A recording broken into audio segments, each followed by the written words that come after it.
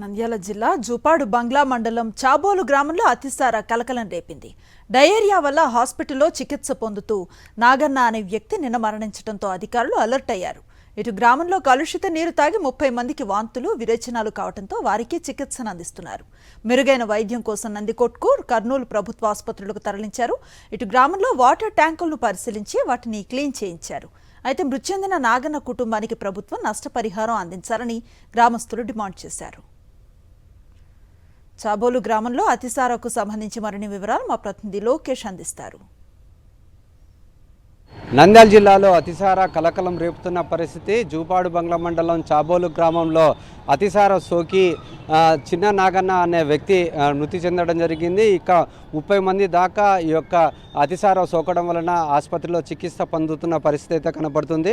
ఇందులో 5 మంది యొక్క పరిస్థితి విషమంగా ఉందని చెప్తున్నారు. మొత్తం మీద చూసుకున్నట్లయితే ఈ యొక్క గ్రామంలో ఈ యొక్క వాటర్ ట్యాంకులు ఏవైతే ఉన్నాయో అవి శుభ్రంగా చేయకపోవడం వల్లనే ఈ యొక్క సమస్య వచ్చిందని చెప్పేసి చెప్తున్నారు. వైద్యుల నిర్లక్ష్యం వల్లనే ఒక నిండు ప్రాణాన్ని కోల్పోయిన పరిస్థితి ఉందంటూ ఈ యొక్క నాగన్న బంధువులు ఆ బాడీని తీసుకొని ఆ ఎంఆర్ఓ కార్యాలయం వద్ద ఈ యొక్క ధర్నా చేపట్టడం కూడా జరిగింది.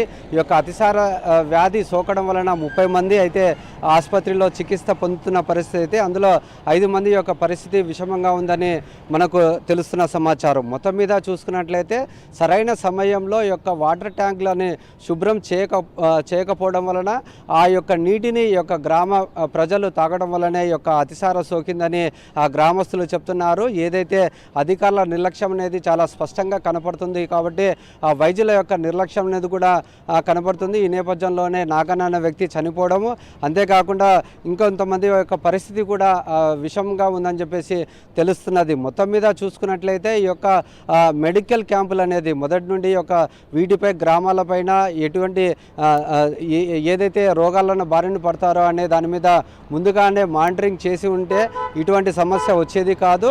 ముందుగానే ఒక ఆలోచనతో ఐడెంటిఫై చేసినా కానీ నాగన్న అనే వ్యక్తి చనిపోయేవాడు కాదని గ్రామస్తులు చెప్తున్నారు. ఏదైతే ఇప్పటికైనా కానీ ఈ యొక్క వాటర్ ట్యాంకులను శుభ్రపరిచి ఈ యొక్క మెడికల్ క్యాంపులను కూడా ఏర్పాటు చేస్తే ఈ యొక్క ప్రజల యొక్క ప్రాణాలను కాపాడవచ్చు అని చెప్పేసి ఆ గ్రామస్తులు చెప్తున్న పరిస్థితి. మొత్తం మీద చూసుకున్నట్లయితే 30 మంది ఈ యొక్క అతిసార సోకి ఆసుపత్రిలో చికిత్స పొందుతున్న పరిస్థితి అయితే కనబడుతుంది. ముఖ్యంగా సీరియస్గా ఉన్న వాళ్ళకి మెరుగైన వైద్యం అందిస్తే వారి ప్రాణాలను కాపాడవచ్చు అంటూ గ్రామస్తులు చెప్తున్నారు. ముఖ్యంగా ఈ యొక్క వీటిపై త్వరితగతిగానే ప్రభుత్వం చర్యలు తీసుకుంటే ప్రజల ఆరోగ్యాన్ని కాపాడవచ్చు అని చెప్పేసి గ్రామస్తులు కోరుతున్న పరిస్థితి. కెమెరామెన్ శేఖర్తో లోకేష్, సాక్షి టీవీ, నంద్యాల జిల్లా.